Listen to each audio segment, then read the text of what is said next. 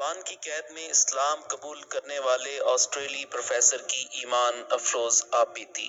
افغانستان میں طالبان حکومت کا 1 سال مکمل ہونے کی خوشی میں کابل پہنچنے والا یہ سفید شلوار قمیض پہنے، واسکٹ زیب تن کیے، سر پر کندھاری پگڑی باندھے اور چہرے پر سفید داڑھی سجائے شخص کوئی طالبان کمانڈر یا رہنما نہیں بلکہ آسٹریلوی نو مسلم پروفیسر ہے۔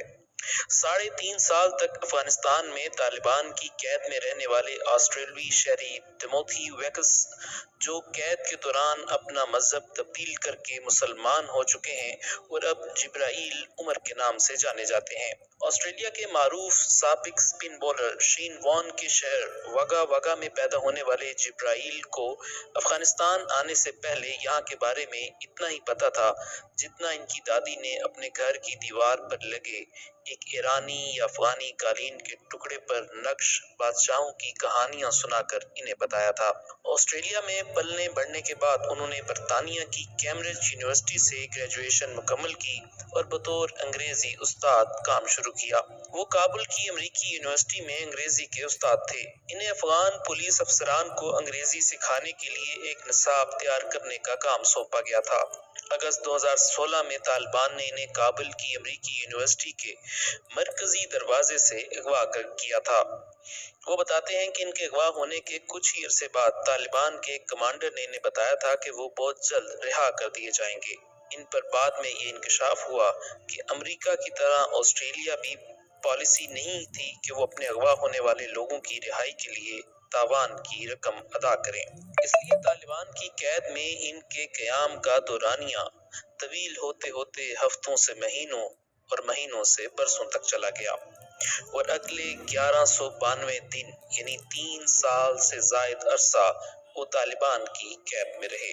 اپنے ایک انٹرویو میں جب ایک صحافی نے ان سے پرانے نام سے مخاطب ہو کر پوچھا کہ ٹموتھی، آخر طالبان کی قید میں اذیتیں سہنے کے باوجود آپ ان کے حمایتی کیوں ہیں، تو لاغر جسم والے پروفیسر نے تیز نظروں سے دیکھتے ہوئے صحافی کو تنبیہ کی کہ وہ ٹموتھی نہیں بلکہ جبرائیل عمر سراقہ خالد ہیں۔ ٹموتھی کو انہوں نے افغانستان کے پہاڑ اور طالبان کے ٹھکانوں کی اندھیری کوٹریوں میں دفنا دیا ہے۔ اپنا پاسپورٹ دکھاتے ہوئے انہوں نے کہا کہ انہوں نے اپنا سرکاری طور پر نام بھی تبدیل کر دیا ہے۔ میرا پورا نام لمبا ہے مگر آپ مجھے جبرائیل کہہ سکتے ہیں۔ حضرت عمر رضی اللہ تعالیٰ عنہ کے ساتھ والہانہ عقیدت کی وجہ سے میں نے یہ نام اختیار کیا ہے۔ دوران قید عمر نام کا ایک نیا گارڈ بھی متعین ہوا تھا جو اپنے دیگر ساتھیوں کے مقابلے رحم دل تھا۔ میرے نام میں عمر اس کی وجہ سے بھی ہے۔ سراقہ بن نوفل وہ ہیں جنہوں نے نبی صلی اللہ علیہ وسلم کو ہجرت مدینہ سے روکنے کی کوشش کی لیکن ناکام رہے اور قبول اسلام کے بعد ان کو ایران کے شہنشاہ کسریٰ کے کنگن نبی صلی اللہ علیہ وسلم کی پیشن گوئی کے مطابق ملے۔ ان کی نسبت سے میرا نام سراقہ ہے۔ فلسطین میں رہتے ہوئے میں نے خالد بن ولید رضی اللہ تعالیٰ عنہ کے بارے میں معلومات حاصل کی تھیں، اس لیے خالد بھی میرے نام کا حصہ ہے۔ ان کا کہنا تھا کہ دوران قید اسلام کا مطالعہ کرتے ہوئے کئی بار محسوس ہوتا تھا کہ رات کو اندھیری کوٹری میں میرے ارد گرد نور کا ایک ہالہ سا موجود رہتا ہے جو فجر کے وقت غائب ہو جاتا ہے۔ ایک پرچھائی سی محسوس ہوتی تھی جس سے میں اپنے آپ کو محفوظ تصور کرتا تھا۔ لگتا تھا کہ کوئی فرشتہ میری حفاظت پر مامور ہے۔ ایک مسیحی ہونے کے ناطے جبرائیل علیہ السلام کے بارے میں بچپن سے ہی معلومات تھی، اسی وجہ سے میں نے اپنے نام کے ساتھ جبرائیل بھی رکھا۔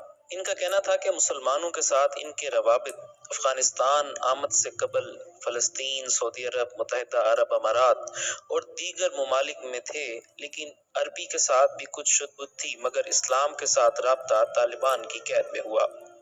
انہوں نے بتایا کہ قید کے دوران میں نے وقت کاٹنے کے لیے طالبان سے کچھ کتابیں مانگی تو انہوں نے مجھے انگریزی میں کراچی کے اردو بازار سے شائع شدہ اسلام سے متعلق انگریزی میں کتابیں مہیا کیں۔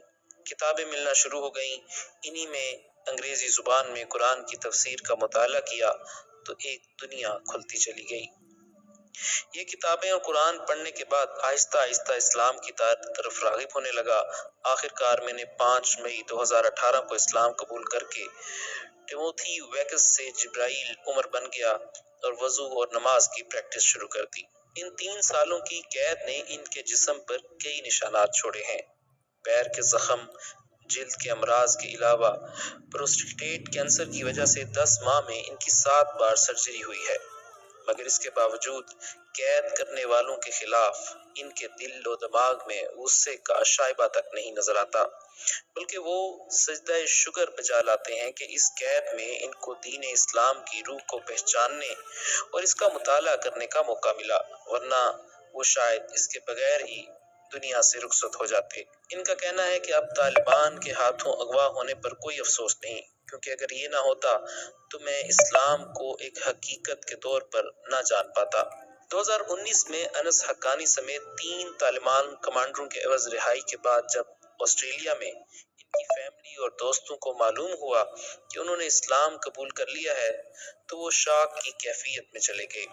میرے اہل خانہ اور دوست میرے بارے میں پریشان تھے کیونکہ وہ سب مجھ سے محبت کرتے تھے، اب وہ سب میری حمایت کر رہے ہیں، یہاں تک کہ میرے والد نے افغانستان کے بارے میں معلومات حاصل کرنے کا سلسلہ شروع کر رکھا ہے۔ اکتوبر 2021 کو جب قطر کے دارالحکومت دوحہ میں طالبان کی مذاکراتی ٹیم کابل پر قبضے کے بعد پہلی بار امریکی وفد سے روبرو تھی تو جبرائیل کو بھی دوحہ آنے کی دعوت دی گئی تھی، جہاں انس حقانی نے ایئرپورٹ آ کر ان کا استقبال کیا۔ اپنے مستقبل کے ارادوں کے بارے میں جبرائیل عمر کا کہنا تھا کہ وہ اس حوالے سے بڑے مضطرب اور پرجوش ہیں۔ انہوں نے اپنی کتاب پر کام شروع کر رکھا ہے۔ اس کتاب کے ذریعے وہ دنیا کو افغانستان اور خصوصاً پختونوں کے بارے میں آگاہی دینے کا فریضہ سر انجام دینے کا سوچ رہے ہیں۔ اس کتاب کی اشاعت کے لیے دنیا کے مشہور پبلشر سے ان کا معاہدہ ہو چکا ہے اور امید ہے کہ یہ کتاب اگلے سال کے آغاز میں مکمل ہو جائے گی۔ وہ کہتے ہیں کہ اس وقت دنیا بھر میں مہاجرین قیدیوں کے بہت سے مسائل سے دوچار ہیں اور مجھے امید ہے کہ مستقبل میں ان کے حصے کے حقوق انہیں دیے جائیں گے۔